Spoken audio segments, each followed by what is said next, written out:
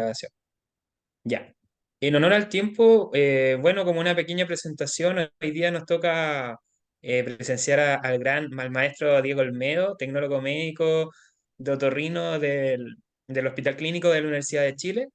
Él ya lleva bastante tiempo encargado como en el área allá de otoneuro y hoy día yo sé que va a ser una muy buena presentación de vértigo posicional paroxístico benigno. Diego, el micrófono es tuyo, cuando quiera nomás, compadre. Ya, bueno, antes de comenzar, agradecer a la audiencia y la gente que va a seguir entrando.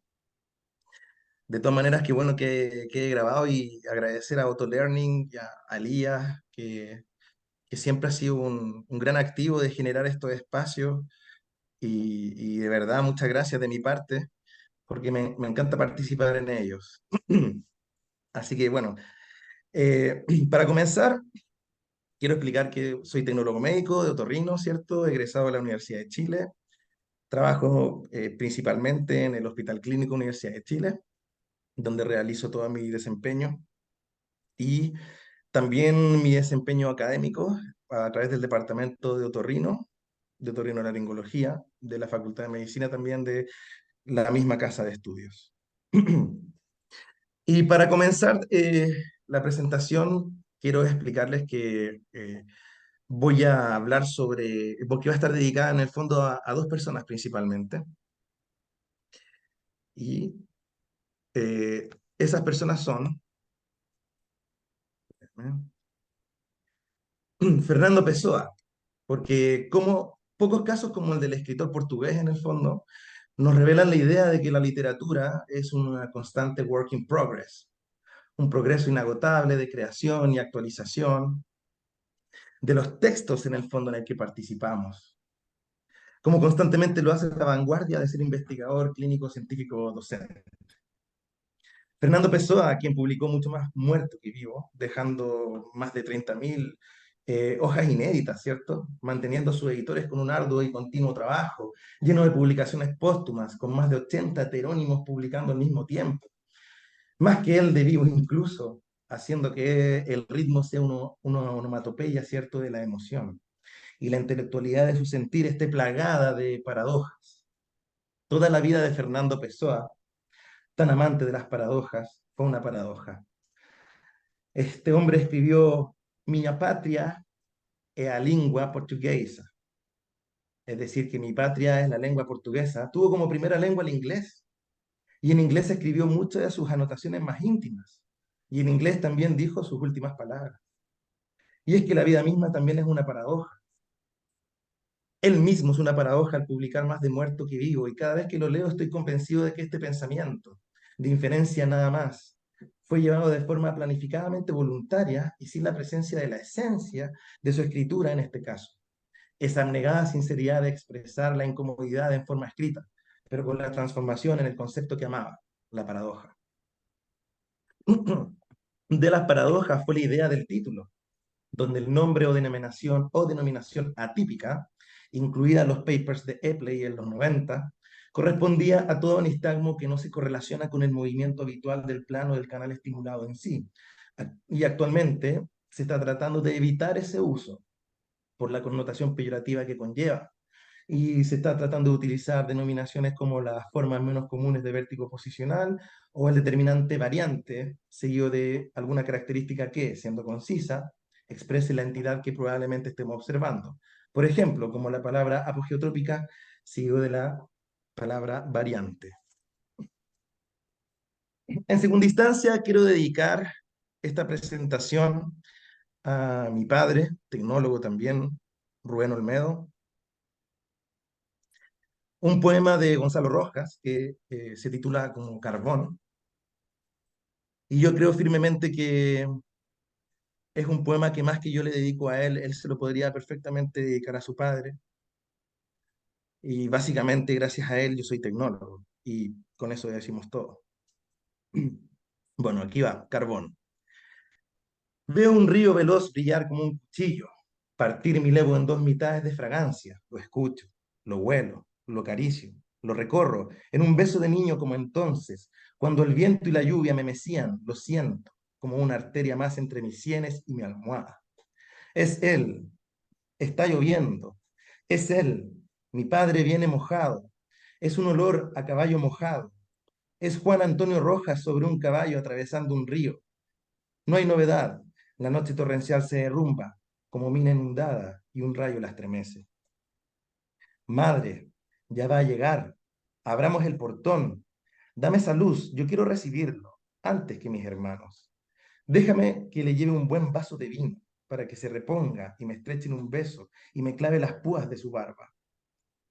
Ahí viene el hombre, ahí viene embarrado, enrabiado contra la desventura, furioso, contra la exploración, muerto de hambre. Allí viene debajo de su poncho de Castilla.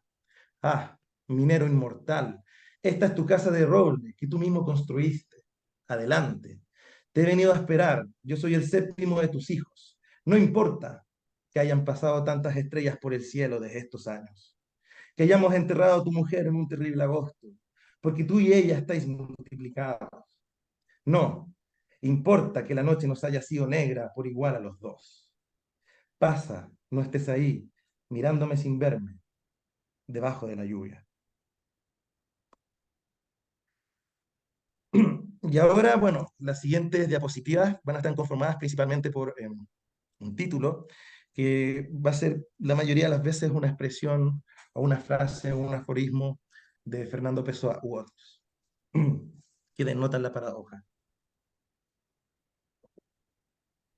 La entidad la entidad más frecuente de todas las variantes menos comunes de BPPB es la variante apogeotrópica en canal posterior, donde el nistagmo Bocadon Dix-Holbein es downbeat, contorsión apogeotrópica.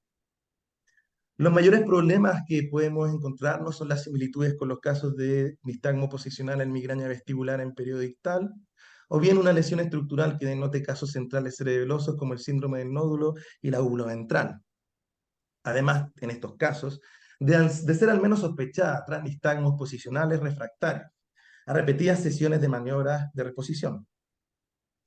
Es usual encontrar alteraciones en los movimientos oculomotores y este entonces es un procedimiento que nos podría ser bastante útil para el proceso diagnóstico en los casos de BPPB reticentes o de variante común.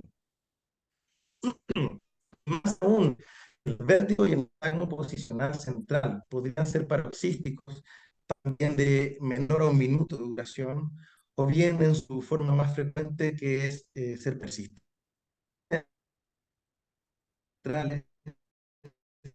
pueden ser toxísticos con duración menor de un minuto, mimetizando muy bien características feas.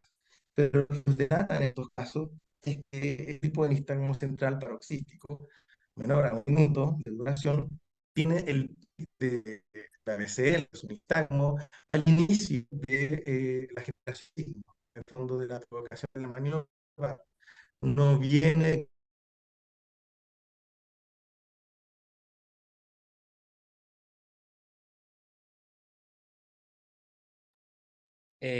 Tuvimos un problema con la conexión de Diego. Me voy a comunicar con él.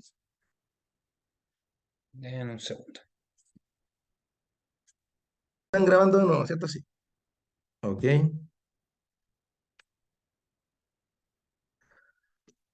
Aquí estamos entonces.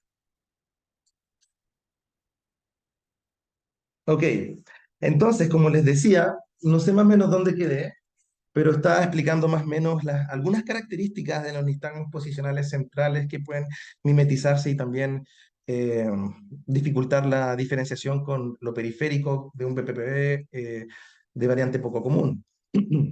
Bueno, en este artículo de Califano y autores, hablan sobre distintos tipos y variantes de, que son formas poco comunes de vértigo posicional, ¿cierto?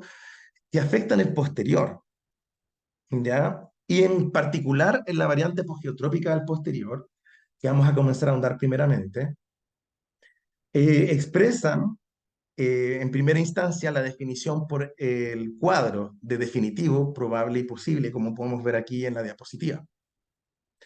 El apogeotrópico del posterior definitivo es aquel cuadro que se mejora, ¿cierto? No, no, perdón, no se mejora, sino que pasa desde una maniobra de reposición, que puede ser perfectamente la maniobra de Califano, que vamos a ahondar un poco más adelante, que es la maniobra Quick Liberatory Rotation Maneuver, pasa de la forma apogeotrópica a la forma geotrópica típica del canal posterior, ¿ok? Y bueno, eh, en el probable del apogeotrópico no pasa a la forma típica, sino que se resoluciona o tras la maniobra de reposición, ¿ya? Y en el posible encontramos casos que atrás 5 ciclos o sesiones de maniobra no hay resolución del cuadro, es persistente en los síntomas y requiere de la diferenciación o descarte de alguna centralidad a través Diego de un examen. está, creo que lo último no se escuchó, Diego, estoy como de nuevo con problema de conexión. A ver, ¿ahora me escucho bien? Sí, ahora te escuchas súper bien. Ya, entonces, bueno, lo que les comentaba era que las definiciones categóricas de la variante apogeotrópica es la definitiva probable y posible. La definitiva hace que una maniobra lo transforme de apogeotrópico a geotrópico típico. La probable la resoluciona tras un solo ciclo, ¿cierto? O sesión. Y la posible, tras más de 5 sesiones, no hay resolución del cuadro y requiere de un examen de imagen para descartar centralidad. En este mismo artículo, definieron incluso que en su muestra de pacientes de 603 casos de BPPV, 466 eran del posterior típico, 128 eran del canal lateral, 4 eran del canal anterior, 25 eran de la variante apogeotrópica al posterior, y 5 casos eran atribuibles a la variante de Scopus, y otros 2 a la de Jetiser, que vamos a ver posteriormente. Además, en este mismo estudio, en el mismo periodo, se observaron 34 casos de nistagmo posicional downbeat central y otros 25 casos fueron descritos como un BPPV subjetivo o el Type 2 BPPV. Con respecto a la variante apogeotrópica, ¿cierto? Definió esta categoría en donde los que fueron definitivos apogeotrópicos del canal posterior fueron aproximadamente el 56% de los casos. Los que fueron probables fueron el 40%, dejando solo un 4% a las variables posibles del cuadro, que vamos a ver posteriormente un caso. Va, ahí, ahí sí. Este es el artículo que definió por primera vez el nistagmo apogeotrópico de la variante del canal semicircular posterior. Downbeat, ¿cierto? Y contorsión hacia el hoyo sano. Y en primera instancia le llamó Reversed Posterior Canal BPPV. Y la variante apogeotrópica del posterior, como se conoce actualmente, y ese nombre se lo denominó Vanucci, o Vanucci, no sé cómo se pronuncia, se caracteriza por un nistagmo que nace de la estimulación inhibitoria del canal posterior, ¿ya? Tras la caída de la masa toconial desde el sector cercano a la cruz común hacia el canal, la parte no ampular, generando un flujo ampulípeto y que, por definición de la tercera ley de Ewald, es inhibitorio. El nistagmo se va a expresar de tipo downbeat, con torsión hacia el oído sano, dada por la acción del músculo oblicuo inferior del ojo ipsilateral al oído afectado y del músculo recto superior del ojo contralateral. Cabe señalar que esta entidad tiene una expresión de aparición del 2,5% de todo BPPV. Bueno, y acá ven otro artículo señalado que fue donde saqué los datos en esta primera parte de los nistagmos posicionales centrales. Más adelante vamos a ahondar también. Y este artículo de Vanucci, el 2012, habla sobre algunas características. Por ejemplo, en el recuadro inferior, donde dice figura 5, ¿cierto?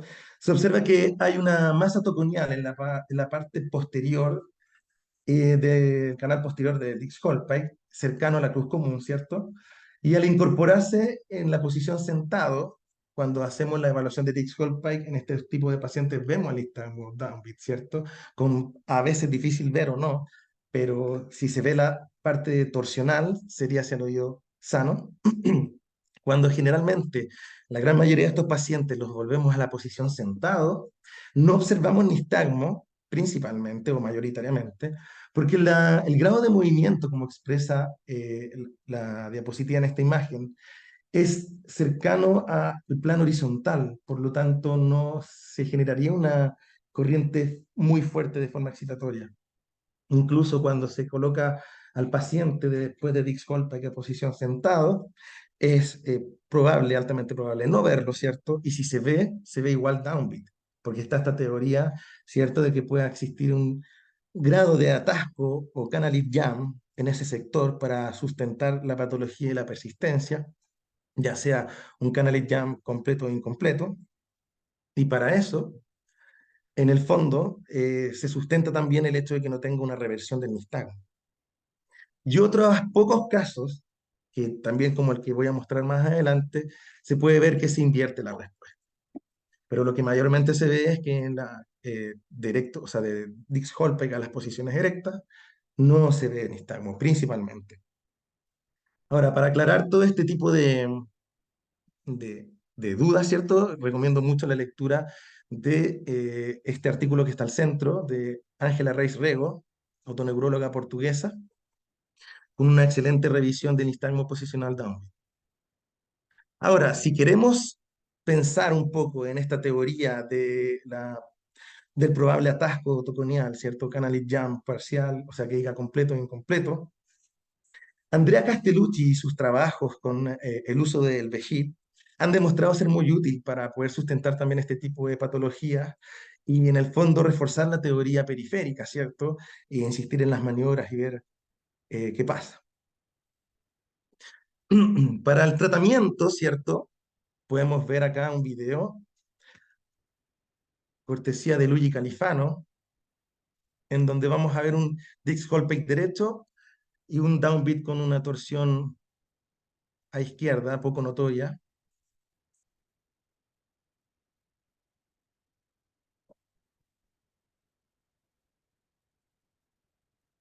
Posteriormente la revisa en las posiciones de head hanging, ¿cierto? Y de Dix-Hallpike a izquierda, no observando nistagmo. Que pueden, en este tipo de variables se puede ver como no. Si fuese un anterior que también expresa downbeat en cabezas colgando, el anterior debiese expresarse en toda posición colgando. Después lo vamos a ver más adelante. Después lo lleva de nuevo o sea, a Dix-Hallpike izquierda, no observando nistagmo.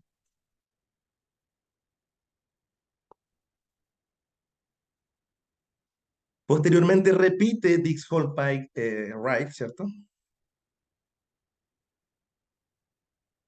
Y nuevamente se expresa el nistagmo downbeat con torsión leve hacia izquierda. Por lo tanto, la sospecha diagnóstica más probable es la variante apogeotrópica del canal posterior derecho.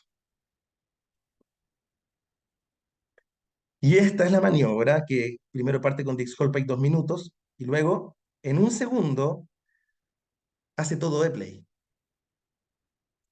En un segundo, a una aceleración alta, a una velocidad de 180 grados por segundo, más o menos, claramente. Y eso hace que, en la mayoría de los casos, transforme la variante atípica, nombrándola así ahora, a una variable, a la variante, perdón, típica, con el upbeat y torsión hacia derecha. Al lado derecho, ¿cierto?, de esta diapositiva vemos la maniobra de Mise-Mont o de Manucchi, que es una maniobra que presenta una alta aceleración inicial y luego la inercia se dedica a hacer lo suyo. Se tiene que girar la cabeza 45 grados hacia el oído sano y llevarse en sentido hacia abajo, ¿cierto? Chocando la cabeza, la frente con la camilla. Tiene una efectividad del 85% en todo BPPV apogeotrópico al posterior. Y este es el caso que les quiero mostrar. Acá vemos Dix-Hallpike right.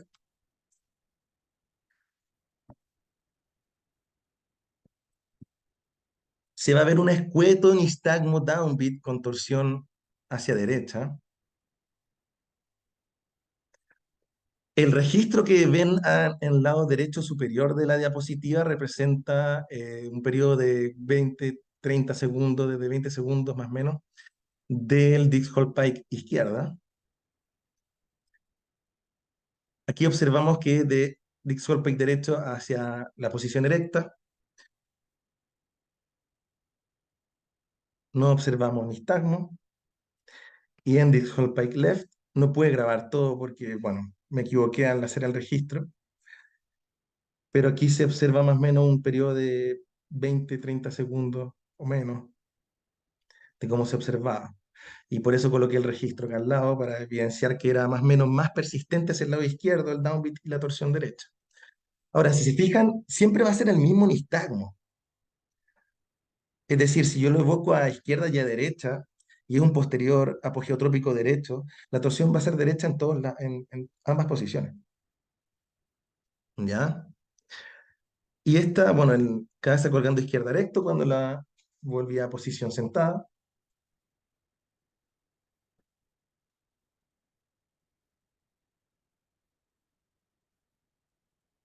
Vemos que se invierte un poco la respuesta, cosa que no pasa mucho. Conversado incluso con Ángela Reis Rego.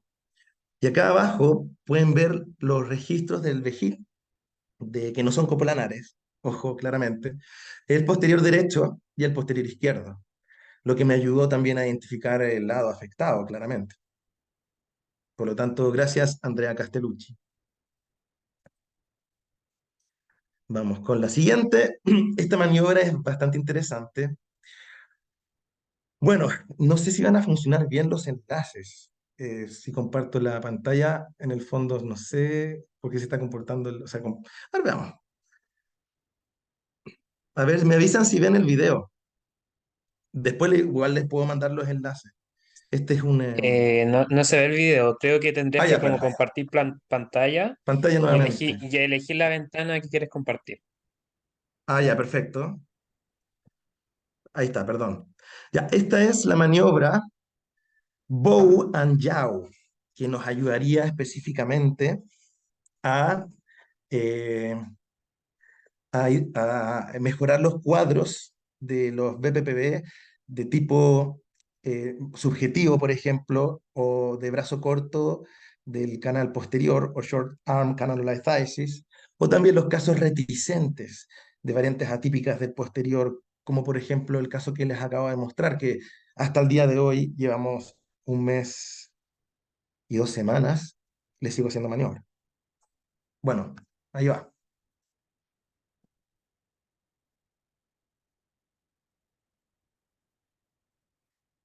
Mm.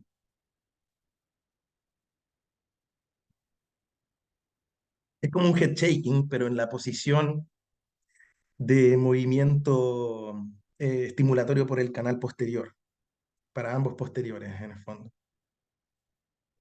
Lo cual debiese soltar las fotoconias que estén pegadas y en el fondo obtener una mejor resolución del cuadro. Bien, un momento. Ahí, perdón. Ahora sí. Así como- No puedo esperar.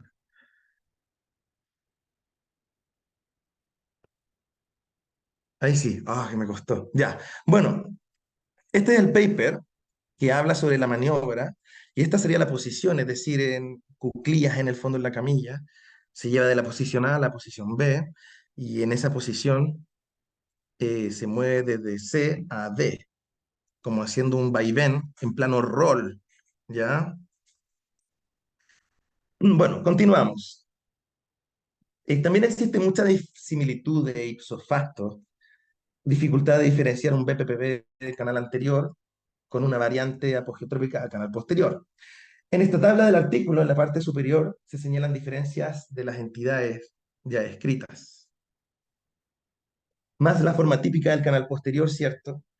Y también unas características de respuesta nistagmica, que vamos a ver, digamos, mejor de forma punteada en la siguiente diapositiva. Perdón. Entonces, ambas formas pueden generar nistagmo al provocar cambios de posición de cabeza en cabezas colgando. Bueno, ya hablamos que la forma de diferenciarlo sería el componente torsional, a que la mayoría puede concordar, ¿cierto?, que ha visto estos casos conmigo, que es difícil de diferenciar la torsión.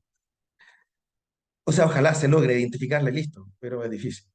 También, particularmente en head hanging, el distagmo downbeat es mayor en la variante del canal anterior que en la variante apogeo-tropical posterior, por la tercera de Ewald, porque se evocaría en fondo una excitación, una estimulación excitatoria, en vez de una inhibitoria que es la apogeotrópica.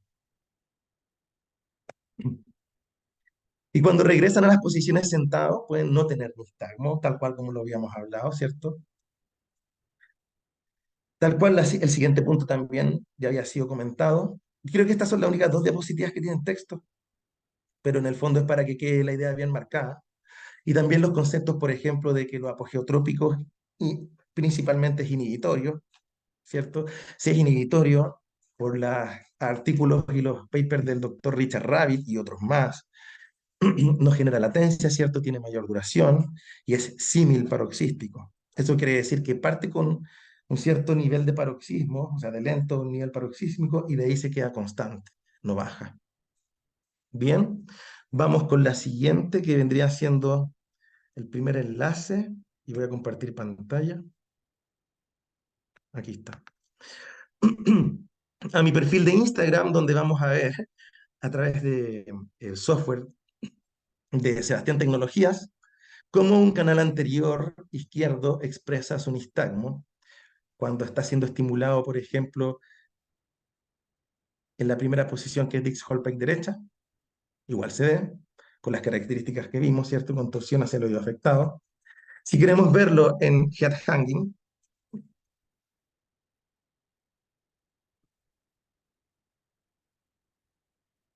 también pueden observar que se expresa el nistagmo. Ahí le agrego unos grados más, ¿cierto? Y en Dix-Hallpike izquierdo,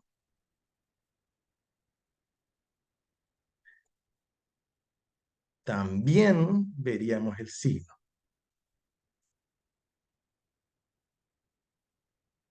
Bien, y el siguiente enlace, tengo que abrir de nuevo esto, luego compartir, también es un video de mi perfil de, se dice perfil, ¿cierto? Bueno, lo que sea de Instagram, el muro. Aquí vemos Dix-Hallpike izquierdo, ¿cierto? Un nistagmo downbeat, con un leve componente torsional a la derecha que se nota difícil. Aquí anoto claramente que tiene reacción neurovegetativa, eso quiere decir que más adelante se va a ver que empieza como a sudar y todo, a expresarse con, digamos, las gafas empañadas, Dix-Hallpike right, un leve nistagmo con componente también torsional a la derecha, pero se notan que el nistagmo es distinto, es un poco más excitatorio, un poco más fuerte, un poco más intenso. Y en el siguiente, el head hanging, que evocaría una respuesta mayor. Y también la parte neurovegetativa, aquí empieza a sentirse mal, ¿cierto? Lo que justificaría también el canal anterior. Bien. Siguiente, tenemos entonces la gran dificultad de diferenciarlo de los casos de nistagmo posicional central. Ahora vamos a entrarnos un poco más en los casos de nistagmo posicional central. Entonces, cuando nos vemos frente a la posibilidad de nistagmo posicional downbeat central, ya sea paroxístico o persistente, y repito nuevamente que cuando es paroxístico dura menos de un minuto y tiene el pic de la intensidad al comienzo, de la aparición del signo, o incluso ambas características coexistir, o de una u otra pasar a revertir el sentido del nistagmo. Y todo esto también puede deberse a alteraciones cerebelosas o de tronco cerebral. Es común observar en los nistagmos posicionales centrales, que son downbeat o upbeat, o bien en el plano yaw, mediante la evaluación de McClure-Pagnini o Supine Head-Yaw Test. El nistagmo horizontal expresado en su totalidad casi siempre es apogeotrópico, casi siempre. El nistagmo posicional central se desencadena con cualquier cambio de posición de cabeza con respecto al vector de gravedad, y esto se atribuye claramente a la alteración de la vía vestíbulo-cerebelosa que la sustenta. Puede estar presente en el 12% de los casos de nistagmos posicionales, el nistagmo posicional central. Y de ese porcentaje, el 15% de los sujetos presenta una alteración cerebelosa difusa, y estos pueden presentar entonces un nistagmo posicional central. Generalmente, la mayoría son por alteración del nódulo y de la úvula ventral, generando el nistagmo downbeat posicional. Como vemos el video a la derecha, y ya va a partir, ahí está.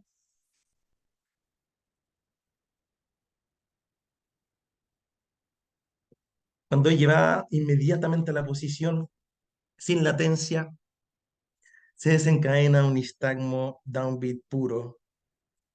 Hago mirar hacia los extremos para ver si hay algún compromiso flóculo para flóculo de que dice Bouquet nistagmus, y es inagotable, infatigable, etc. Bueno, y en el fondo también tenemos que pensar que entre el 90 y el 100% de las migrañas vestibulares en periodo ictal presentan nistagmo, que tiene dos teorías que la sustentan, una central, que vamos a hablar de ella, y una periférica, que es la por cual yo me inclino más, ¿ya? Si es que se puede tener preferencia en la ciencia. En fin, generalmente cuando es, bueno, también existe que un 33% de los síndromes vestibulares agudos centrales presentan nistagmo posicional central, el 50% de los strokes exclusivos cerebelosos presentan nistagmo posicional central, del 20 al 78% de los tumores infratentoriales presenta este nistagmo, un 6% de los sujetos generalmente con esclerosis múltiple puede presentar también este nistagmo. Si pensamos en ataxias degenerativas hereditarias, como la ataxia espinocerebelosa tipo 6, la recientemente identificada como la tipo 31, o la atrofia sistémica múltiple, incluso también alteraciones autoinmunes paraneoplásicas que afecten el cerebelo o la vía pueden expresar este tipo de nistagmo. O sea, a veces nuestra visión es muy acotada y debemos tener algo más horizontal.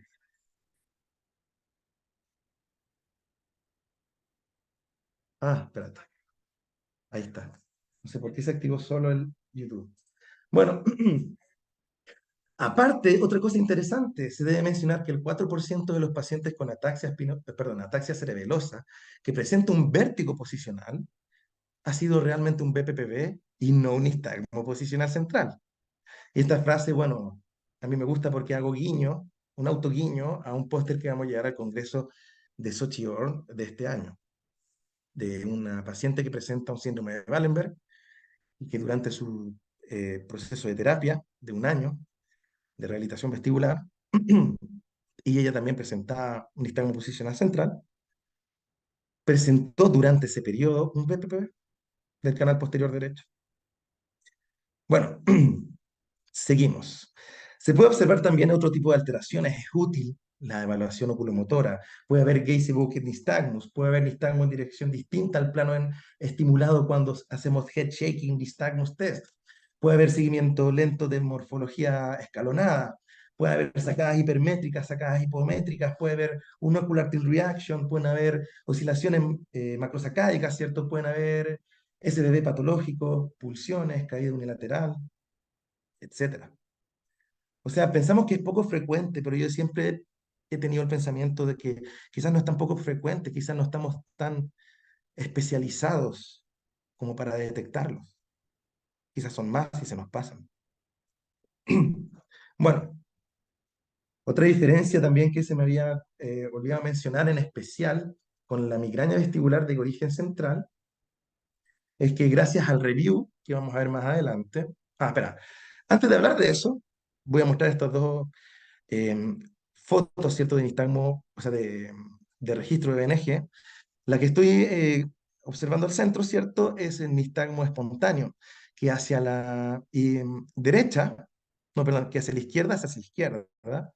Que hacia la derecha es hacia la derecha y que hacia el centro es hacia la izquierda. Por lo tanto, no sigue la ley de Alexander. Pero si se suprimía con fijación, o sea, no todo central es algo 100% central, siempre hay un poquito de cada cosa. Ahora, en este caso es más notorio. Vamos a ver en esta otra imagen que la precisión de la sacada está afectada de forma hipermétrica, porque sabemos que eh, la precisión está afectada hipermétrica cuando tiene un porcentaje mayor al 110. Tiene 122, 112, 118, 124, un pelito, pero alterada igual. Y como podemos ver en el recuadro, claramente la parte de la precisión vertical está afectada. Si vamos con el siguiente diapositiva, ¿cierto? Vemos que el optoquinético vertical está muy alterado, ¿cierto? Presentando una hipermetría y una asimetría. Y la hipermetría, ¿cierto?, siendo desfavorecida hacia abajo en el fondo. O sea, tenía una falla del control del nódulo. ¿Ya? ¿Cómo lo podemos ver más entonces de esa manera? Vemos el bow test, nistagmo downbeat puro, con un cierto square wave jerk en el registro horizontal, perdón. El lean no varió el nistagmo, sigue igual.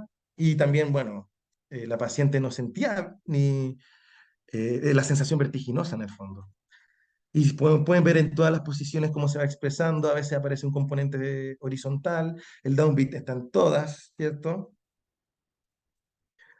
Y acá están los horizontales, por ejemplo, aquí vemos el horizontal hacia izquierda, supine head yaw test, left, con apogeotrópico a derecha, y el downbeat con la característica que les decía de los centrales al principio paroxísticos, menos de un minuto, con el paroxismo al inicio y después disminuyendo. Y en el otro lado, ¿cierto? Supine head yaw test right, apogeotrópico horizontal, y el nistagmo downbeat se observa de manera persistente sin mucha variación. ¿Ok? Y ahora voy a lo que les quería decir del review de Joao Lemos y Michael Struck, que está aquí señalizado. Muy bueno para poder entender bien todo lo que es nistagmo posicional central. Y en estos casos, dicen que cuando se trata del procesamiento central de la migraña vestibular, el mecanismo central es a nivel del locus coeruleus, del núcleo del raspe dorsal, que en crisis migrañosa excitan los núcleos vestibulares, limitando la supresión del nódulo y de la úvula para mantener la estabilidad, particularmente cuando se está siendo modulada, como por ejemplo cuando hacemos movimientos o realizamos movimientos de cabeza, de cambio de posición de la cabeza. U otros dicen también que se debe al cortical spreading depression, que ocurre en los periodos ictales de migraña. De todas maneras, la fisiopatología no está del todo dilucidada. Y como les decía, yo soy partidario del origen de cúpula pesada, como veremos más adelante. Ahora, y para finalizar todo el subtópico en general, la proporción de nistagmo posicional central horizontal es de un 36,8%, de un downbeat central espontáneo, estamos hablando, no, perdón, posicional, downbeat es de un 29,2% y de un nistagmo posicional torsional y upbeat, ambos con la misma frecuencia de aparición de un 2,1%. Y el resto son combinaciones de lo que hemos descrito ahora. Bien, recomiendo bastante también la lectura de este artículo para finalizar todo el tema de los nistagmos posicionales centrales y diferenciarlos de los BPPV atípicos. Perdón, voy a hablar de atípico igual, pero sabemos que es una connotación negativa.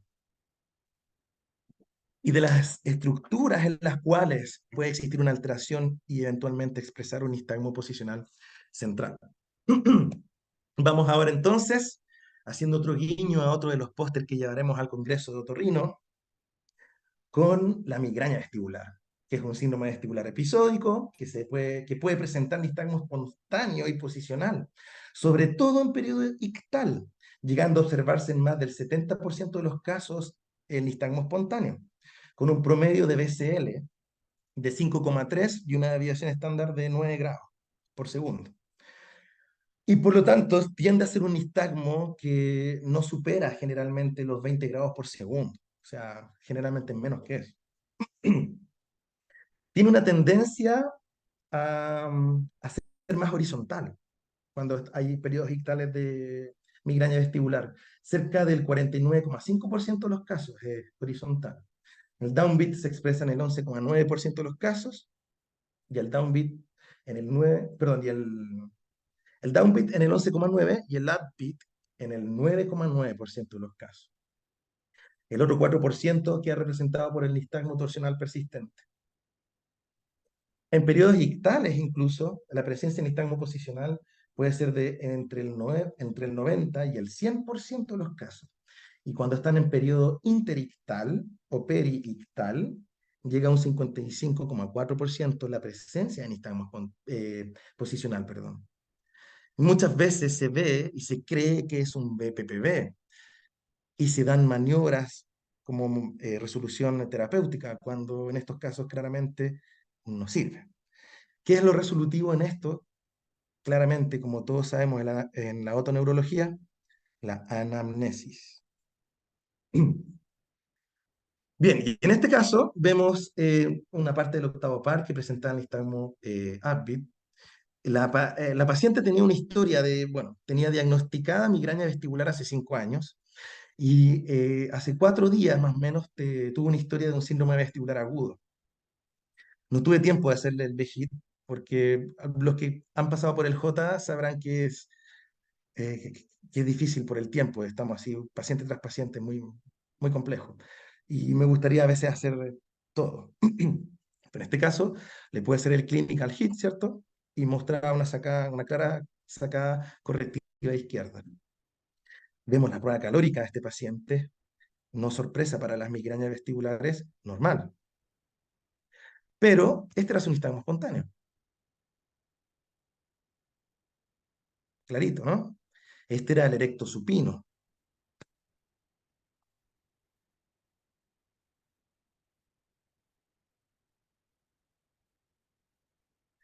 Este, el Dix-Hallpike izquierdo, va, ahí sí.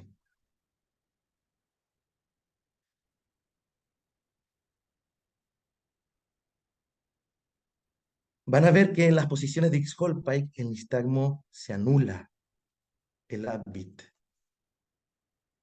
se suprime.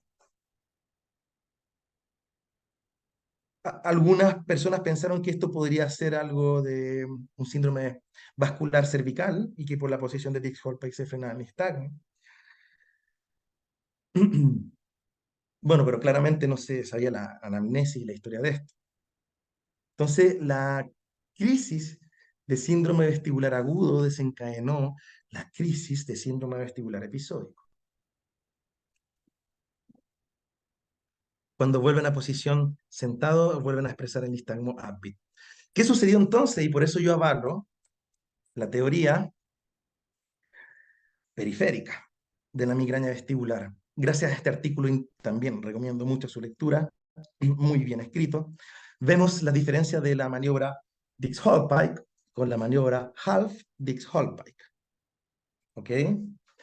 Y si pueden notar, las cupulolitiasis del canal posterior, cuando se llevan a Dix-Hallpike, está deflectada la cúpula casi paralelamente al vector de gravedad.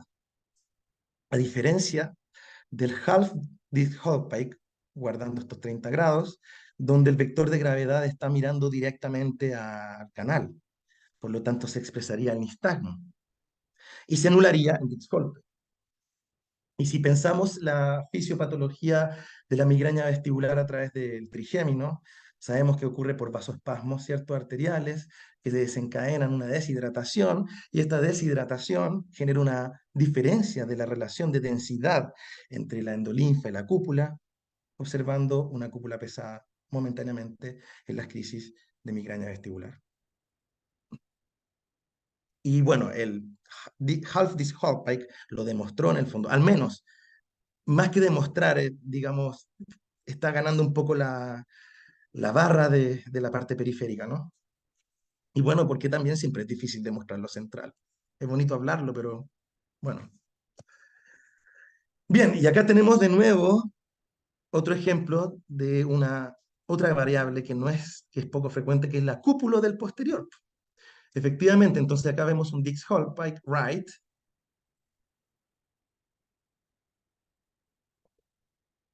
donde casi no se observa un nistagmo claro, upbeat torsional a la derecha. El registro algo graba, algo upbeat de repente, pero hacía, porque es el registro en el fondo, porque es la máquina.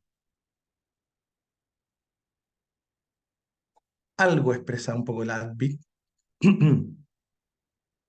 pero nada más. Entonces, half Dix-Hallpike en este video, le llevo la posición y la llevo hacia abajo, casi se me cae una cámara. Abajo pueden ver el tiempo y cómo empieza a desencadenarse la deflexión de la cúpula y la aparición del signo muchísimo más claro, o notorio, diríamos, ¿cierto? Que en Dix-Hallpike. Y ojo, claramente, esto es sabido, presentan el mismo tipo de nistagmo que la Canalo. Las diferencias son, bueno, en latencia, en intensidad, ¿cierto? En paroxismo, en duración. De hecho, este dura más de un minuto.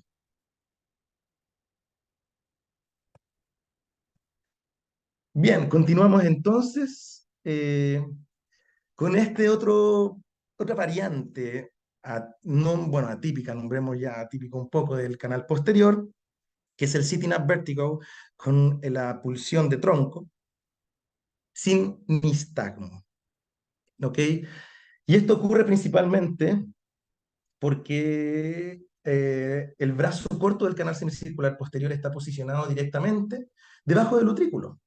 Y cuando estamos sentados o de pie, la masa autoconial desprendida puede ubicarse por la gravedad en ese sector, generando el short arm canal lithiasis o el brazo corto, la cánula del brazo corto, como lo señala en el artículo muy innovador de 1999 de Buckingham et al. También se le nombra a este sitting up vertigo sin nistagmo o type 2 BPPV, pero la expresión de la pulsión del tronco del vaivén antero-posterior, ¿cierto? Es notoria. ¿Cómo se soluciona esta entidad? ¿Cierto? Esta entidad se puede solucionar repitiendo varias veces la maniobra de provocación de Dix-Hallpike del lado afectado, o bien hacer una posición sostenida de Dix-Hallpike. De igual manera, tenemos una maniobra que se llama la maniobra de Half Somersault, ¿ya? Es una maniobra particular porque tiene la factibilidad de servir tanto para el BPPV canal posterior típico, como también del short arm canalitis del mismo canal, ya para que la puedan ver después. Yo todavía no la utilizo, pero haciendo la presentación me pareció bastante interesante como para ver la terapéutica, porque aparte sirve para las dos variantes. Finalmente llegamos, o casi finalmente, llegamos al sitting up vertigo de la variante de Scocco, ¿ya? Que es como la que pueden ver acá también en este video, cortesía de Luigi Califano, donde en posición de Dix-Hallpike podemos ver un nistagmo downbeat o no nistagmo, principalmente.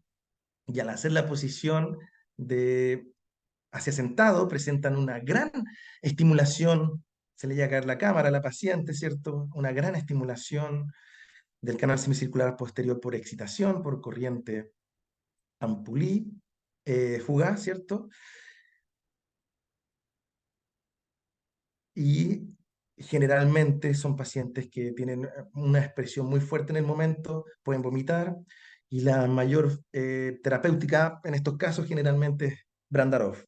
Incluso está escrito que pueden pasar semanas y mejorar de forma espontánea, porque se cree que la restricción anatómica que genera este cuadro Hay varias fisiopatologías, pero la que más se acepta es la restricción, digamos, anatómica, es decir, que haya como una suerte de cuello de botella en el canal semicircular posterior, en el sector periampular, ¿cierto? O un poco más cercano hacia el brazo posterior, haciendo una reducción del flujo ampulípeto y generando una gran fuerza cuando se levanta el paciente por la corriente, perdón, un gran flujo ampulípeto, y luego cuando se levanta una gran corriente ampulífuga observando este tipo de vértigo.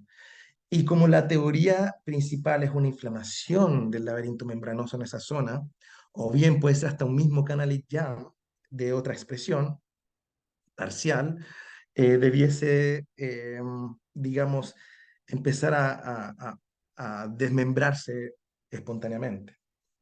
Aunque de preferencia lo que hago en los casos que he tenido esto, al día siguiente les enseño los Brandarov, pero les digo que lo hagan al día siguiente. Y a veces les digo que hagan primero la posición de Dix-Hallpike sostenida primero, 3 minutos, qué sé yo, porque si tuviese una restricción anatómica, eventualmente igual que un reloj de arena, las otoconias tendiesen a pasar, más lento, pero tendiesen a pasar. Y luego con Brandarov empezamos a ir moviendo de a poco para no generar tanta sensación neurovegetativa cuando no estemos presentes en el lugar. Y principalmente tienen una muy buena resolución después. No tengo ningún caso, digamos, no resuelto de variantes Scocco en estos momentos.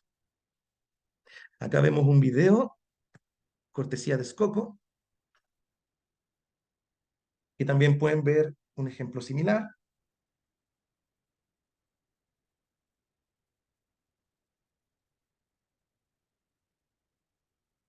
Como pueden ver ahí,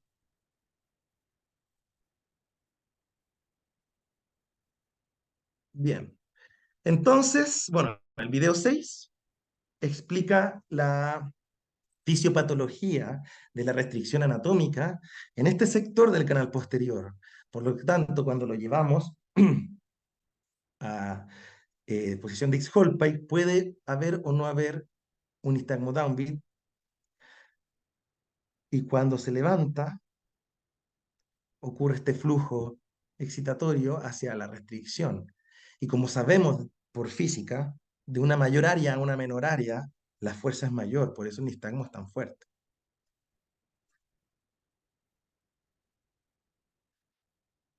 Y en este otro video se muestra que también por qué da downbeat en la posición contralateral. Si se fijan, está el derecho afectado, pero lo llevo a Dix-Hallpike izquierdo y puede generar una corriente ampulífuga inhibitoria. Perdón, ampulípeta, perdón, inhibitoria. Y por eso el downbeat que se observa. Y acá tenemos un paciente que también hago guiño al Congreso de Otorrino por un póster, un caso que tuvimos. Vemos Dix-Hallpike right,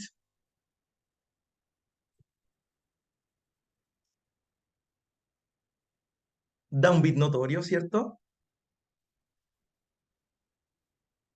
Contorsión un poco a izquierda, diría yo.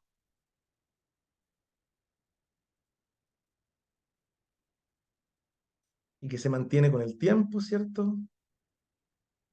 Y después cesa. Cuando vemos la posición hacia erecto,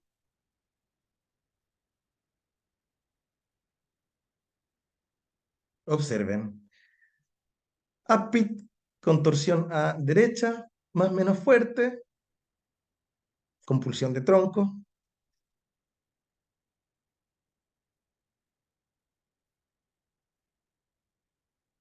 ¿cierto? Veamos Dix-Hallpike left.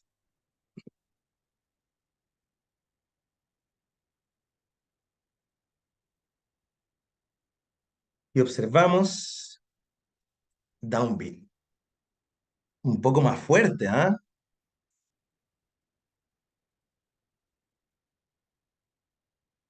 Aquí pueden ver la tabla del estudio de Scocco reciente 2022 del último Sitting at Vertigo. Contorsión a izquierda y downbeat, hacia Dix-Hallpike left.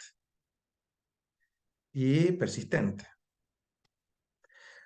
Cuando se levanta,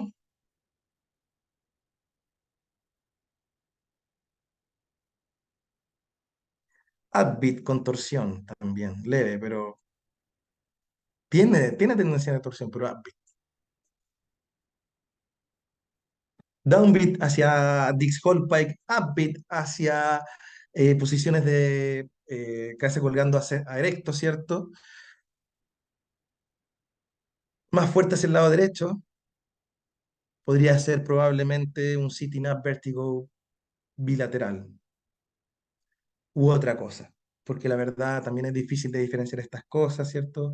Hay que analizar más las características nistagmicas y también otro tipo de posiciones, su comportamiento, porque esto recién, digamos, se está tipificando de manera contemporánea, reciente.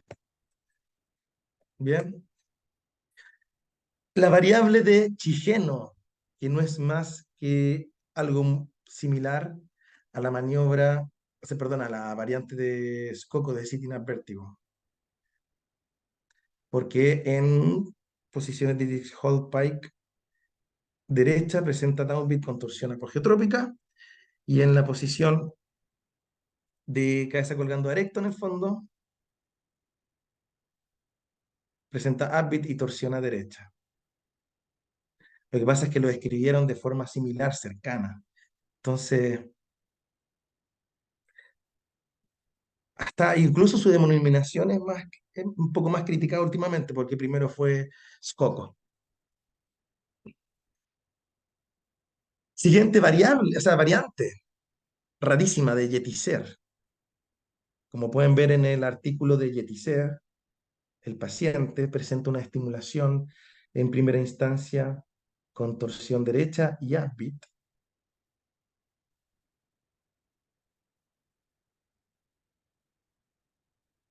y en la misma, y bueno, sutil, ¿cierto? Y en la misma posición, sin variar la posición de la cabeza, el nistagmo invierte su sentido.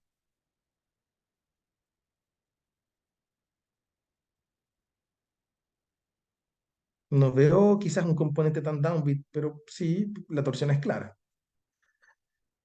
Y acá tenemos un caso similar, pero al revés. También observado por mí, en donde vemos una evaluación de Dix-Hallpike left y un fuerte nistagmo upbeat que yo analizo como izquierda la torsión, perdón, como derecha la torsión, como si se hubiese estimulado el posterior derecho, pues fue la izquierda. En el fondo se estimuló el derecho, pero en posición de estimulación izquierda. Eso voy. Y luego el nistagmo invierte su sentido, downbeat y torsión izquierda, sin cambiar la posición de la cabeza del paciente. No podríamos hablar aquí como en el horizontal cuando presentamos en la Varani sobre una coexistencia de cúpulo y cánalo, porque el posterior, cúpulo y cánalo tienen el mismo tipo de nistagmo, en el fondo, si lo vemos solo de sentido y dirección. Bien, por lo tanto esta variable quizás no está descrita, nadie le ha puesto nombre. Casi finalizando lo del posterior, notar que también un BPPB del posterior típico puede presentar un nistagmo espontáneo, como pseudo espontáneo, y eso se explica en este artículo, donde casi todos ellos, creo que todos ellos son miembros para mí, en donde de la posición sentado se van hacia la posición bow and lean and Dix-Hallpike, y la partícula cuando se acerca hacia el sector ampular, lo hace con estrechez, con cierto nivel de atasco, generando una deflexión de la cúpula constante, constante hacia la forma inhibitoria y por ende observándose el nistagmo downbeat, que no siempre se ve en un BPP del posterior. Pero en el fondo, ojo que podemos presentar casos típicos con cosas que no son tan típicas, ¿cierto? Como esto. Y este caso lo conocí yo porque lo presentó Bernardo Ramos en la FINO de Argentina de este año, en Buenos Aires. Bueno, y ahora nos acercamos a la parte recta final más rápida, que es sobre lo del lateral, ¿ya? Y voy a parafrasear también en este caso a mi parte literaria a Shakespeare, cuya expresión to fall in love se consolida gracias a Romeo y Julieta. Y gracias a estas consolidaciones y to fall into the cúpula, es lo que entramos en cuestión siempre con el horizontal, porque de verdad a veces es desafiante, no tanto las típicas, ahora ya no tanto, pero a veces sí, pero por ejemplo las versiones persistentes son muy difíciles. Y acá quiero hacer la expresión al to be or not to be, ser o no ser, ahí el dilema de la real o la mejor forma de, digamos, traducir ahí el dilema en realidad es de eso se trata. Y eso lo aprendí gracias a Juan Villoro con su libro de ensayos y muy bueno. Entonces, light cúpula, to be or not to be, existe o no existe, ¿ya? Entonces, la gracia de la light cúpula es que es un nistagmo posicional de dirección cambiante, que a su vez es persistente, dura más de un minuto, y geotrópico, y que no tiene explicación por mecanismos fisiopatológicos del BPPB, ¿ya? La ley cúpula, que fue nombrada por Chigeno, que ya hablamos anteriormente, resulta de una desviación antigravitacional de la cúpula, por lo tanto la cúpula flota.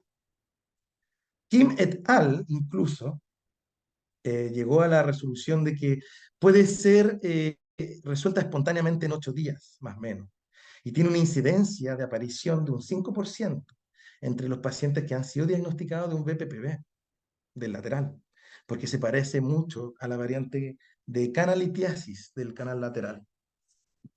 Bueno, las características clínicas, como habíamos dicho, nistagmo posicional geotrópico, horizontal, duración más de un minuto, expresado hacia ambos lados de estimulación.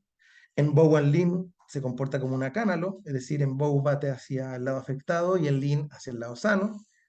Presenta, eso sí, a diferencia del acánalo, presenta un null plane y ocurre entre los 20 y 80 grados, como pueden ver acá, hacia el mismo lado de la cúpula liviana. Y ahí desaparece el vértigo, ¿cierto? El nistagmo, porque en ese ángulo la cúpula es paralela al vector de gravedad. Bien, y hay diversas teorías que nos hablan de esto, ¿ya? Por ejemplo, está la patogénesis de la hipótesis de endolinfa más pesada más que de cúpula liviana, porque uno se entiende por qué la cúpula podría estar más liviana, ¿ya? Pero podría ser que la endolinfa esté más pesada. Y si la endolinfa está más pesada, ¿cierto?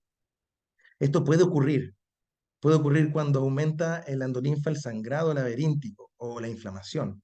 Incluso Choi et al. Reportó que pacientes con meningitis y nistagmo posicional de dirección cambiante persistente tenían elevadas las proteínas del líquido cerebroespinal. Por lo tanto, aumentó la densidad específica de la endolinfa. Y así como las proteínas del plasma en un sangrado también lo harían. Así que esa podría ser una explicación quizás un poco más eh, probable. La otra hipótesis es del light debris, que vendría siendo como un detrito liviano, ¿ya? Por lo tanto, esto hace que la cúpula, al estar adherido en la cúpula, sea más liviana, flote por sobre el andolín. Es lo diametralmente opuesto a la cúpula, en el fondo. Y no hay evidencia, pero se postula que puede ser generado por células, digamos, inflamatorias, y por degeneración de células inflamatorias del andolín. Así como también otras teorías, ¿cierto? Tenemos la entidad extraña del short arm canalitis del lateral o del brazo corto, que corresponde a la partícula A, que cuando gira hacia el lado afectado, la partícula entra, ¿cierto?, hacia el brazo corto del canal lateral, al lado utricular de la cúpula, generando una pequeña presión, ¿cierto?, y una deflexión de la cúpula en sentido inhibitorio, por ende se vería un nistagmo apogeotrópico.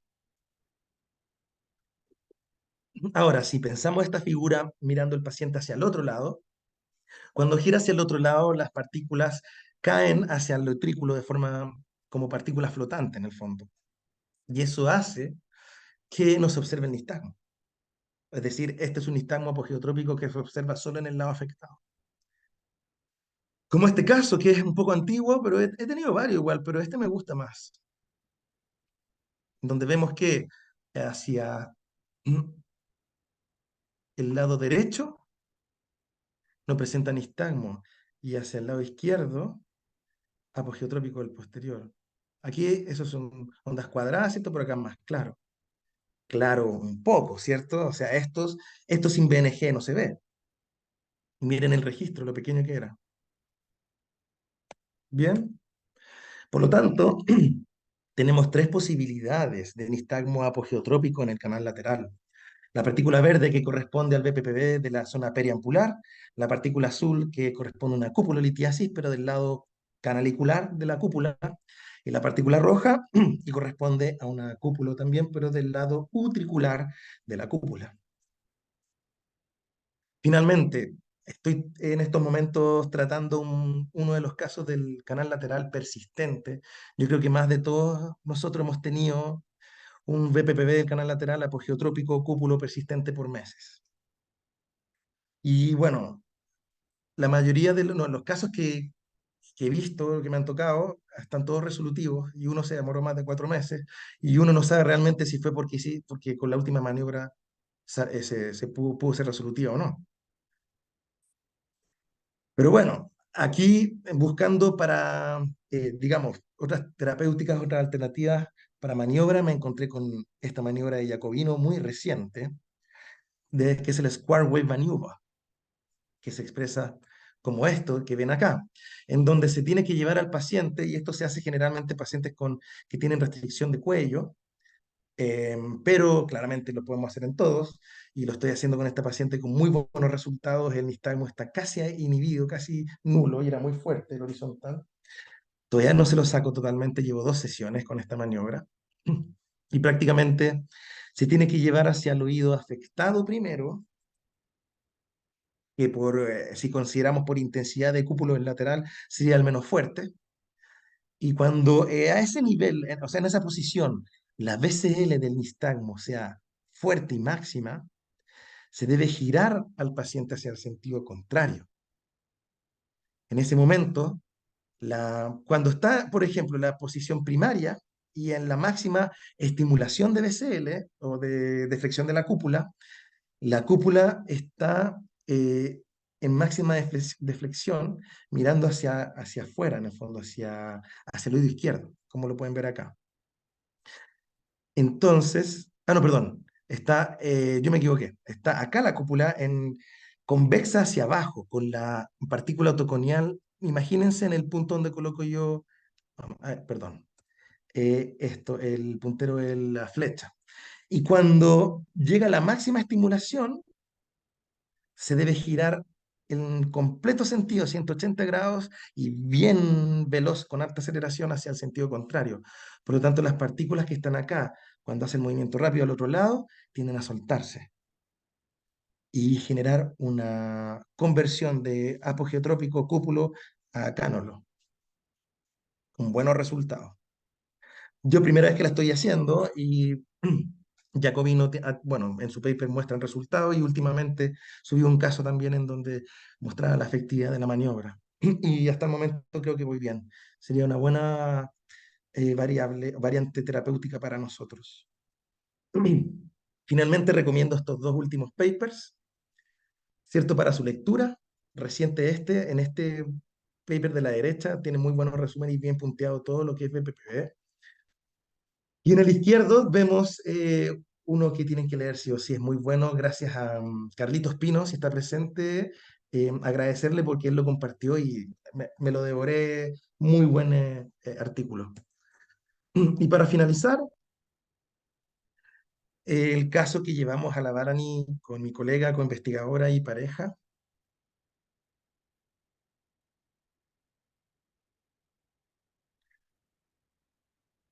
y estaríamos casi.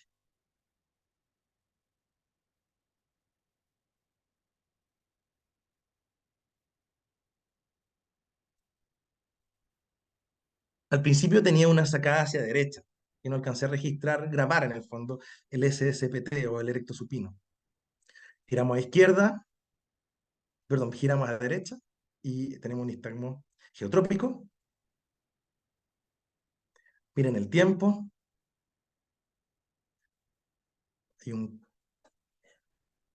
un punto de inflexión y la inercia del movimiento mecánico, nuestra fisiopatología explicada para esto, argumentada, refutada y discutida muy sabrosamente también en el último congreso de Sochibor con Nicolás Pérez Fernández.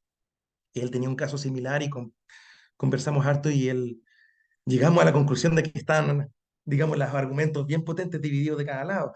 Y en el fondo él sostenía muy bien argumentada también un sustento central de Velocity Storage. Bien, entonces aquí se invierte, primero es geotrópico y después apogeotrópico, primero la canalo y después el acúmulo. Aquí vemos una coexistencia de canal semicircular horizontal. Y la parte inhibitoria, apogeotrópica, tiene todas las características inhibitorias, y la parte geotrópica tiene todas las características de canalo geotrópico que describe el doctor Richard Rabbit. De hecho, este trabajo está en espera de ser trabajado con el doctor Richard Rabbit para sustentarlo. Cuando giramos hacia izquierda, un fuerte nistagmo que nos dijo el lado del canal afectado, solo por la intensidad, como es geotrópico. Por lo tanto, esta es una coexistencia de canal y cúpulo del canal semicircular horizontal izquierdo. Importante para empezar a tratar. Y también van a ver que en las posiciones Bowen-Lin se expresa de la misma forma. Lo voy a dejar hasta ahí para no, digamos, porque se demora el video. Finalmente, agradecer a los mentores, a mis ídolos, que como láminas de fanático de un álbum los colecciono, ¿cierto? Aprendo mucho de ellos y estoy muy agradecido de ellos, ¿ya? Eh, todos los que están presentes aquí, los que no están también, ¿ya? Todos mis formadores en el último congreso también, muy buenos lazos, por lo tanto el llamado es a compartir estas instancias con, con clínicos, con investigadores de altísimo nivel, eh, para poder enriquecer tus propias competencias y en ese sentido mejorar la atención del paciente. Ergo, ipso facto. Agradecer también a Sergio Carmona, mi más grande mentor con sus libros. De él hay que aprender otoneurología al principio, lo voy a decir sí o sí. Hay que quebrar muchos conceptos cuando uno sale de la formación universitaria. Ricardo Dálvora, un tipazo en realidad, muy simpático. Diría amigo, en realidad, pero te trata como uno en el fondo. Y agradecer finalmente a mi novia, que en realidad sin ella ninguna de estas cosas sería posible y nada de lo que viene después. Muchas gracias. Buenísima, Diego. Muy buena presentación y muy completa. Em, la verdad, cuando ya empezaste a mostrar como los casos, pues ya se vienen a la cabeza un montón de nistagmos raros que, si bien es cierto, muchas veces en la escuela a nosotros nos enseñaban que las posiciones tenemos que evaluarlas con a ojos desnudos, o sea, sin BNG, sin Frenzel. Recuerdo que en la universidad teníamos un BNG, imagínate, le sacábamos la tapa y la revisábamos así solamente para ver los ojos más grandes en la pantalla. Y una de las cosas que yo siempre comentaba con Jorge Galindo de Chillán, Mm.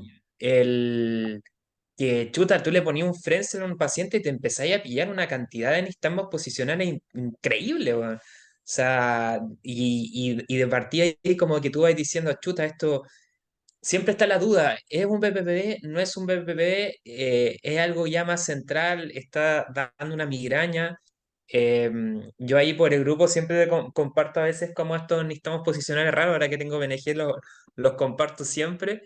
Y chuta, en realidad, muchas de las cosas que tú hablaste, recuerdo así, recuerdos fugaces de pacientes que me ocurrió lo mismo. Ya, bueno, y tú siempre fuiste un gran apoyo cuando yo estaba iniciando también. Te mandaba mi registro y todo para ver qué opinabas, man.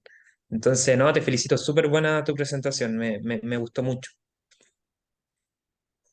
Muchas gracias, Elías. Bueno, siempre agradecerte, o sea, también decir que ninguna de estas cosas serían posibles si tú no estuvieras acá. Así que, y yo, bueno, feliz también de compartir todos los casos. Es muy enriquecedor y no, bueno, lo mismo que les decía, eso de ir a los congresos, de compartir, porque hay gente igual que tú, que tiene las mismas dudas que tú, y la gracia es enriquecerse, es participar de esta instancia. Eh, Así que eso y agradecer, bueno, a toda la gente que presenció esto, de verdad, muchas gracias. No sé si se abre el espacio a preguntas o algo que quieran Sí, acotar. obvio. La idea de esto es que sea súper abierto. Si es que quieren pedir el micrófono, se los puedo ceder. O si quieren mandar las preguntas por chat, son más tímidos, lo pueden hacer. Yo me quedo como con lo primero que mostraste, con la primera variante, que es cuando se forma este downbeat, estamos a estar sentados pero o sea, perdón, al estar cabeza colgando, pero al estar sentado no se genera la inversión del nistagmo. Y a mí me han ocurrido muchos downbeats, muchos Mm, downbeats cabeza colgando. Y mi pregunta es, ¿has probado, por ejemplo, cuando en vez de sentarlo, yo lo que pienso así anatómicamente, así, en mi cabeza, como modelo anatómico, ¿qué pasa, por ejemplo, que en vez de sentarlo, llevar la cabeza o la pera o el mentón más al pecho para que el canal posterior tienda a quedar un poquito más vertical mm. y tienda a caer la piedra? ¿Has probado algo así o no? O sea, ¿se puede observar ahí como una inversión del nistagmo, ponte tú, así para... Claro, de hecho, cuando comentamos el caso del sitting up vértigo bilateral, que igual es raro, Ángela Reis Mm, Rego me comentaba que ella se inclinaba más por una variable apogeotrópica del posterior bilateral. Y quizás también en términos de número, solo de probabilidad, es más probable eso que un sitting up vértigo bilateral, o sea, matemáticamente hablando. Y que yo le refutaba que en realidad lo que los papers más hablan es de que no se invierte la respuesta cuando se sienta. Y es lo que más yo he visto. Y en el momento en que Ángela Reis Rego me dice, no, ¿sabes qué? Igual no es tan poco frecuente, igual tiende a ser un poco más frecuente. El caso justo que yo presento ahora tenía un poquito de inversión de nistagmo en la parte de Dix Pike izquierda a erecto en el fondo. Entonces, ahí me crujió un poco y también importante el mensaje de no sesgarnos tanto a lo que es más probable en el fondo. mm. O, ¿cachai? Claro, porque puede ser sí, sí, y a veces uno está tan seguro, sí, pero también hay una probabilidad de que no, porque eso es lo que pasa con estos BPPB poco frecuentes, que es difícil pillarlos, difícil identificarlos. O sea, esta misma clasificación que hace Califano de los probables, posibles, definitivos, ¿cierto? Brutal, buenísima. Pero eso mismo te habla de lo variable que es la cosa, ¿cachai? Sí. Eso. Lo, mm, el ejemplo como más claro de sitting and vertigo es cuando, por ejemplo, tú haces un E-play y sientas al paciente muy rápido y le viene este vértigo gigante. O sea, es el mismo mecanismo, ¿no? Claro, es un mecanismo que ocurre a veces casi sin latencia y es porque, voy a hacer como una expresión acá, digamos que este es el canal posterior y tiene una restricción anatómica, ¿cierto? Cercana a la zona ampular, pero con cierta distancia. Entonces, cuando lo llevo hacia atrás, por la diferencia de flujo de área de menor por la restricción a mayor, debiese no haber nistagmo, como en Dix-Hallpike. Como al principio se observaba, pero igual hay variables que lo tienen. Y cuando se levanta, por la diferencia de área, por la restricción anatómica, se genera un flujo de mayor presión a menor presión, y eso es lo que dispara el vértigo como a sensación fuerte, con náusea, vómito, Pero es un pulsión de flujo tronco, hacia el utrículo. hacia el utrículo, claro, hacia el canal en Ah, el ya. fondo, o sea, claro. Y la diferencia que lo hace es la teoría de esta restricción anatómica. Claramente todos nosotros sabemos que puede existir, hemos visto resonancias magnéticas con malformaciones de canales u otra cosa, pero también entiendo lo difícil que es llegar y decir, ah, sí, es un sitting up vértigo, ¿cachai? Porque también es difícil de argumentar. Necesitamos de mejorar nuestras competencias para llegar a identificación más clara y mejor. Porque, por ejemplo, el caso que les mostré del apogeotrópico con el registro, ¿cierto? Con un poquito la inversión y con el vejita alterado en el posterior, indicando todo como si fuese algo periférico. En las pruebas oculomotoras, que no las coloqué, y me salía casi todo normal, menos el nistagmo optoquinético vertical, con Mm. asimetría y alteración en uno. Y yo dije, no calza, no sé. Tuve que hablar claramente, claro, con el médico, comentarle la situación, y, y de ahí estamos esperando el resultado de la resonancia, que es lo que se tiene que hacer para estos que son posibles, que tenía toda la pinta de ser un periférico, pero digamos, esto te Solo por dice que ese la vida son... autokinético te quedaste claro. Claro. Yo dije, no, que estoy, lo calibré de nuevo, igual lo mismo, no. Así que a esperar nomás, a esperar, espero que no sea tan grave. Como la paciente, el caso central que mostré que tenía puros downbeat, ahí ya la derivé de inmediato. Ya, Inmediatamente al ver esto, el tiro neurólogo, ¿no? ya. Enrique levantó la mano, creo que quiere hacer una pregunta, así que prepárate. Adelante, Enrique. Enrique, creo, te di el micrófono. Ahí sí, listo. Hola, hola amigos, ¿cómo están? Hola, hola, bien, Enrique. Bueno, primero Diego, felicitarte por tremenda presentación. A nosotros que nos encanta ver nistagmos, ver ojos, ver una presentación llena de este contenido, obviamente siempre se agradece porque se permite imaginar mejor lo que está ocurriendo dentro del vestíbulo. Diego, me gustaría saber, conocer qué protocolo estás utilizando actualmente para explorar vértigo de tipo posicional, si estás transitando hacia la estrategia de mínima estimulación o ya estás con un protocolo propiamente tal de esa estrategia, con una corriente más italiana.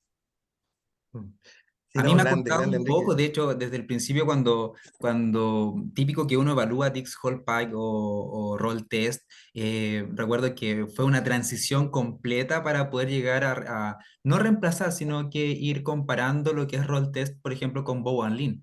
Entonces, Ya, muchas veces cuesta ir soltando la manito e ir viendo con qué prueba o con qué paciente elegir qué tipo de prueba emplear. Me gustaría conocer un poquito de tu experiencia respecto a eso. perfecto. No, gracias, Enrique. Mira, yo utilizo la estrategia del mínimo estímulo, siempre, siempre. Hace tiempo que la estoy utilizando, diría yo del 2014, principalmente 2015. Bueno, si bien está escrita desde el 2005, ¿cierto? Hay la mayoría de las cosas que sabemos y todos concordamos con esto, las aprendemos después de la universidad. Entonces, en este caso, fue así. Y desde que empecé hago el mínimo estímulo, pero parto primero con, bueno, nistagmo espontáneo, ¿cierto? Después hago al tiro Bowen Lean. ¿Por qué? Porque representa una estimulación de inercia.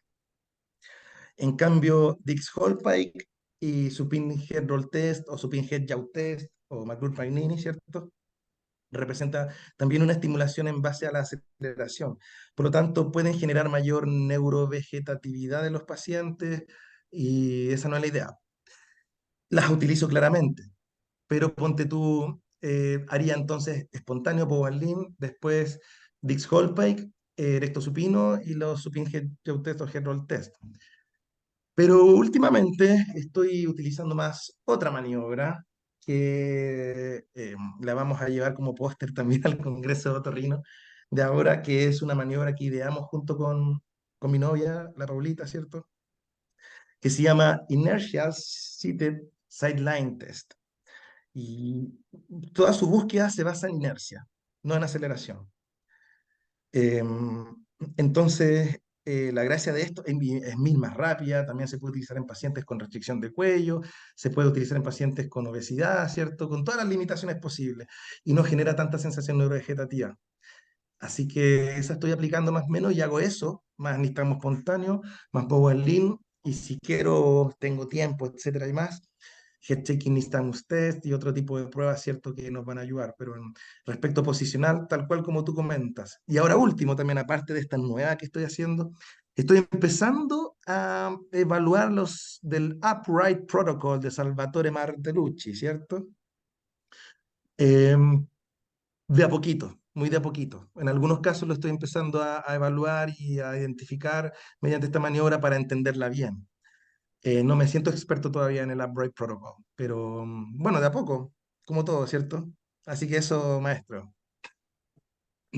Pero Diego, ahí, por ejemplo, si el paciente no manifiesta síntomas posicionales, ¿qué cambia el protocolo o sigue siendo lo mismo, bone leaning, discal pain? Le hago lo mismo. Por Ya, ejemplo, mostré un caso de migraña, ¿cierto? En una presentación que tenía un Upbeat. Tengo otro, tengo un pool, igual un pequeño registro, otros que tengo dos con el upbeat, con horizontal espontáneo, ponte tú, eh, otro que es downbeat y otro que es upbeat con apogeotrópico en los horizontales. Entonces, aquí la clara pregunta es que yo hago igual todo el protocolo cuando observo un nistagmo posicional, como vieron presentación del downbeat central, le hice todas las pruebas. A todo nistagmo posicional le hago todas las pruebas igual, independiente sea BPPV, o sea por migraña vestibular, o sea por lo que sea. Y le hago todo igual. De ahí después, con la anamnesis y otras pruebas, llegamos un poco más al diagnóstico, ¿cierto? O a entender la situación. Pero yo eventualmente sugiero hacerlo en todos para tener más información. Claramente, el tiempo es nuestra limitante. No, no, a veces no aprovechamos de gozar de tanto tiempo para evaluar a un paciente. bien. No sé si alguien tiene como alguna pregunta para Diego. Yo tengo miles, pero no quiero dar la lata ahí.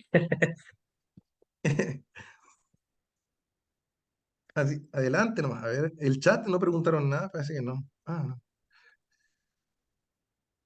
Como perfecto. felicitaciones a ti, ¿no? Ay, no, no, gracias a usted. Va a quedar grabado esto, claro. Después se va a poder bajar, ¿cierto? Ver. Sí.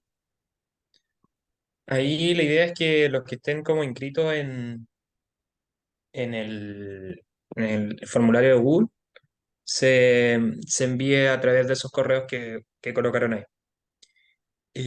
Mi última pregunta, Diego, respecto a, de hecho, es el caso que envié ahora último, no sé si te acuerdas como por el grupo, de que te pedí que lo revisaras, que era un registro de un posterior que 5 segundos después revirtió a downbeat en la misma posición. Entonces, hoy día revisé a la paciente, ya no tenía el posterior, porque le hice play, pero sigue presentando ese downbeat nistagmo al inicio. Dura como unos 5 segundos, tiene paroxismo, obviamente tiene fatiga y todo, muy poca latencia y sin síntomas. O sea, la paciente no manifiesta nada. Es complejo. Se parece a una variante de Yetizer, como la que mostré. Y en ese caso, bueno, la explicación de Yetizer igual no me gustó mucho en el artículo, la verdad, que es que tiene partículas en ambas posiciones, en el sector periampular, ponte tú, del canal, y en el sector cercano a la cruz común. Y cuando lo llevas a Dix-Hallpike, ambos bajan, generando una estimulación que, dependiendo de la carga autoconial y etcétera, va a ser más fuerte para un lado y después va a pesar la otra. ¿Cachai? Entonces, como por ejemplo, primero se observaría, creo yo, debiese ser la parte excitatoria, porque por modelos matemáticos, ¿cierto? Los papers de Richard Rabbit hablan de que es más fuerte, es muy fuerte en comparación a la fase inhibitoria, el nistagmo excitatorio. Entonces, primero debiese verse, para mí, como un típico posterior y después invertirse hacia un apogeo trópico del mismo lado, ¿cachai? Pero Yetizer lo expone al revés. Y tú también lo explicas al revés, que es que primero la parte inhibitoria, ¿cierto? Downbeat, y después se comporta como típico, ¿no? No, no, no, no, no. De hecho, es como al principio un nistagmo upbeat torsional. Estoy Y viendo ahora el después downbeat. registro. Dura como 15 segundos ese nistagmo. Ya a los 35 segundos de registro, downbeat, sí. Ahí Downbeat con está. una BCL de 9. Advit como del posterior con una BCL de 41. Pero al sentarse Brígido. no hay el sentarse el comportamiento normal de un posterior derecho. Entonces eso Mm, me quedó como la duda porque hoy día la vi y la paciente se sentía espectacular, pero seguía teniendo ese downbeat y se lo repetí 2 veces, y, bueno, el registro lo tengo, pero seguía presentando ese downbeat nistagmo. Entonces ahí lo mandé ahí al médico con su notita. claro. Mira, en ese caso podría ser eh, un canal jam incompleto del canal posterior, que hace que la cúpula se deflecte un poco de forma inhibitoria, porque queda una presión negativa entre el atasco y la cúpula, y incompleto porque no es tan fuerte, ¿cierto? Y no lo siente tanto. Pero en el fondo esa cúpula está siempre en inhibición. Y al Claro, estando en inhibición, cuando hace estimulación en el plano que es vertical cualquiera, debiese sentir el vértigo. Si no lo siente tanto y es un canalit jam, sería uno incompleto. Yo le haría un VGIT, a ver qué tal. ya. Y también hay evaluación oculomotora para descartar la parte central finalmente. Y si quiere, después ya hay el doctor que lo mande a resonancia. Pero con el BNG que tienes tú, ¿tenía evaluación oculomotora o no? No porque llegó para pruebas posicionales. O sea, Posicional, llegó claro. para evaluación posicional porque o sea, tenía historial de un BPP. No. Ya Entonces lo bueno. mandaron directamente a eso. mm. No, yo trataría de hacer esas dos para descartar y, y eso. Ahí, eso sería lo que haría. Ahora, el paciente está sintomático, mejor. Pero veamos. Sí, exacto. Sí, Había no una me pareció pregunta, curioso. claro, había una pregunta, creo, en el chat. Ahí está, de Cristóbal Eh, Moreno. Cristóbal Moreno. Ah, no sé cómo levantar la mano. Cristóbal, te doy el micrófono. Dame un segundo. Tengo que encontrarte primero. Acá está. Bien, ahí Cristóbal, puedes prender tu micrófono.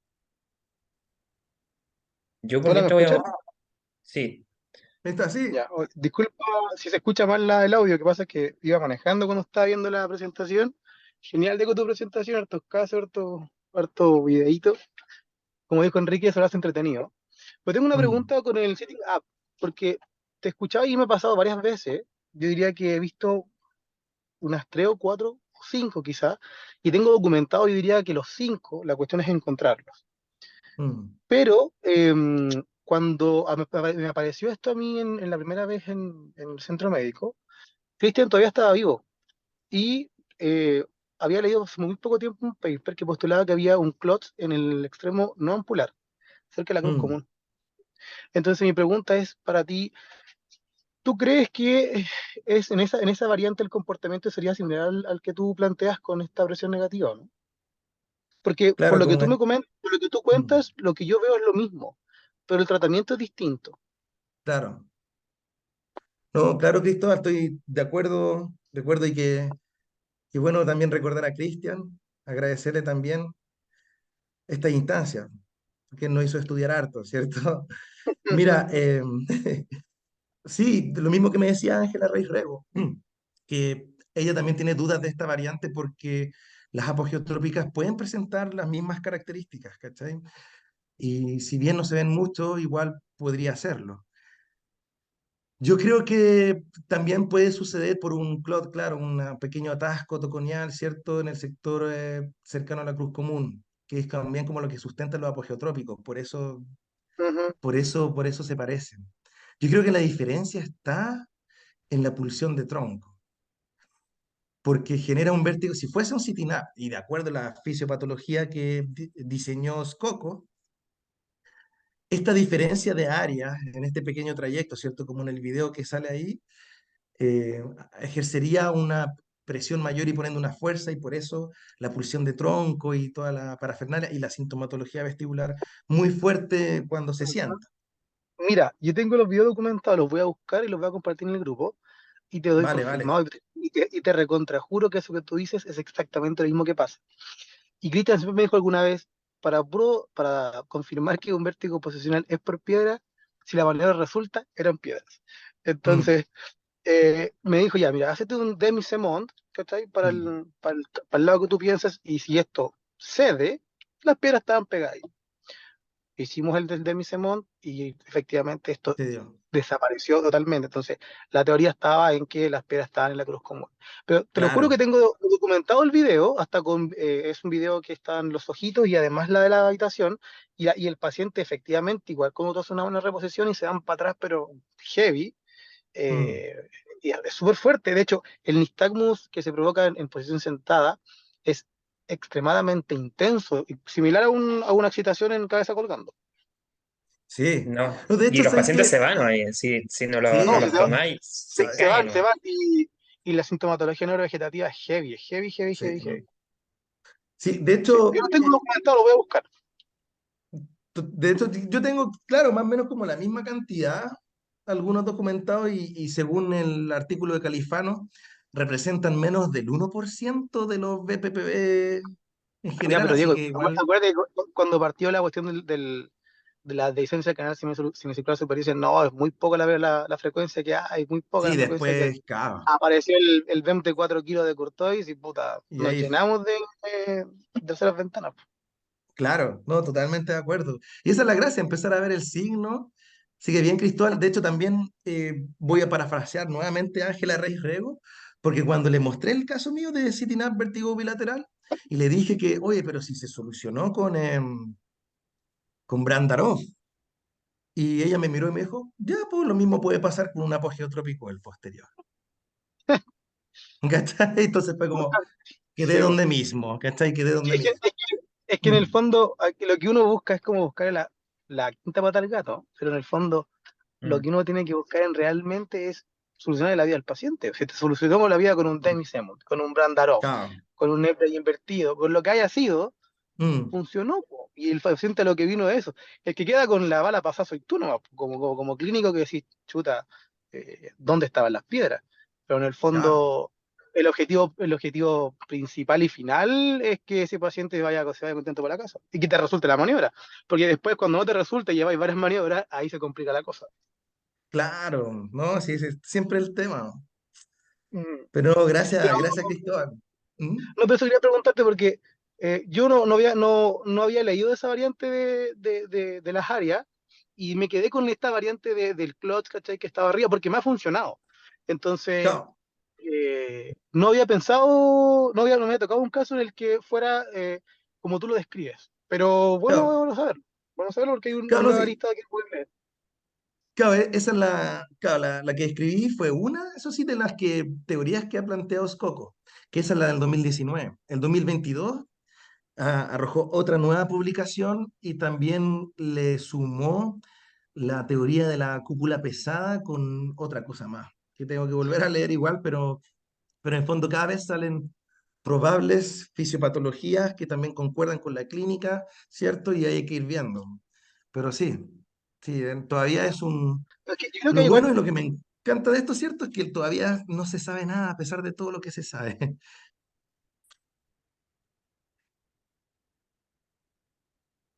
Creo que Enrique había querido preguntar algo. A ver, Enrique, adelante, se cortó estudio. justo.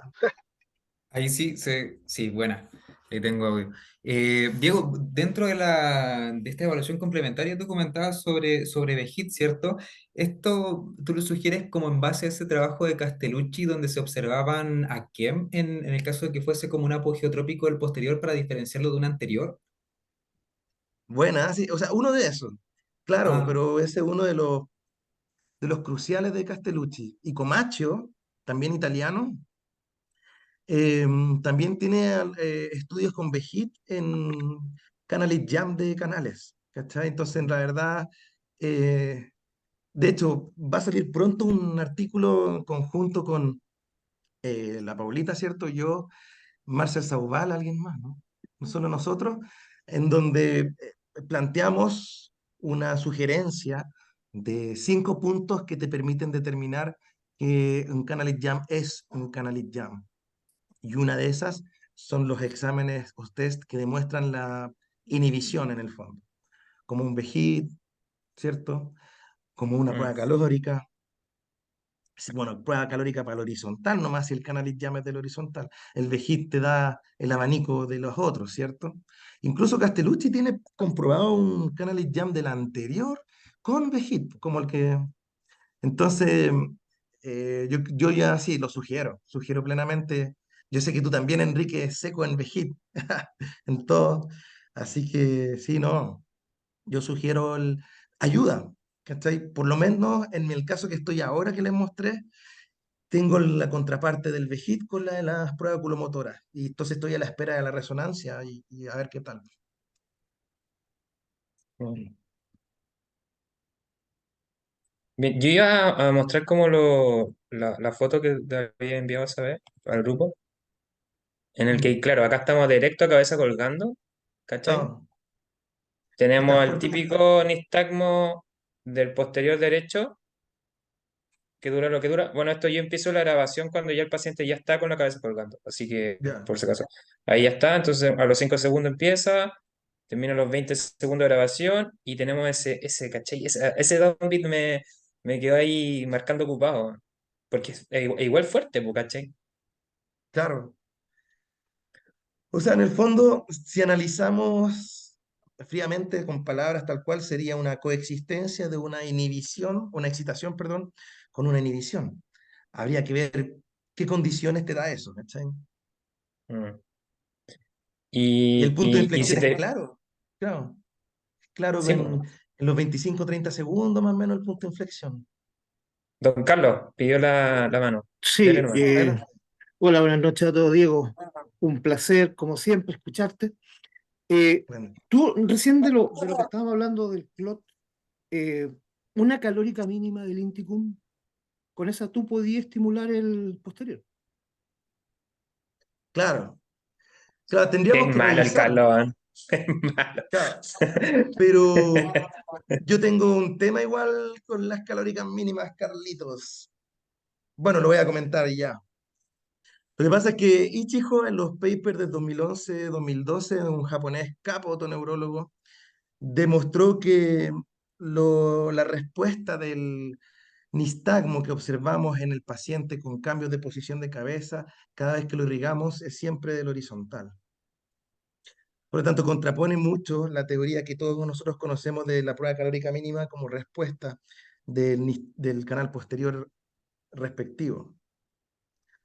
Y lo demuestra con cosas que no te voy a demostrar yo ahora, Carlitos, porque no soy ni físico ni matemático, pero ahí en esa paper hay muchas fórmulas que llega a la conclusión finalmente que todo nistagmo evocado calóricamente con cambio de posición de cabeza del paciente es de origen horizontal. Si ves algo oblicuo, algo posterior, ¿cierto? Sigue siendo siempre algo medio horizontal. De hecho, yo cada vez que hice una prueba calórica mínima, no sé si ustedes lo han visto, quizás sí, yo no vi nunca un nistagmo torsional, yo vi uno oblicuo. Mm. ¿Cachai? Porque si es torsional, hablamos de un oblicuo superior, un oblicuo inferior, y esos músculos sí o sí, neuroanatómicamente hablando, están conectados con los canales verticales. La- mm. ¿Cachai? Entonces, después de leerlo, a ver, voy a buscarlos, o los puedo mandar en algún momento, pero son bien interesantes, ¿ya? No, y Y ahí compártelo, o yo sea, empecé, igual piensa que hoy en no, día la calórica mínima todavía se sigue viendo, weón. O sea, ah, en mucha menor medida, pero todavía se sigue viendo. claro, claro. Yo, bueno, hace mucho tiempo que no hago una, en realidad. Pero yo sé que gustó mucho y tuvo digamos, su utilidad bastante bien marcada. Mm. Pero hasta el momento no se me inclinó por Ichijo, más que nada. Por eso no lo ocupo ni nada.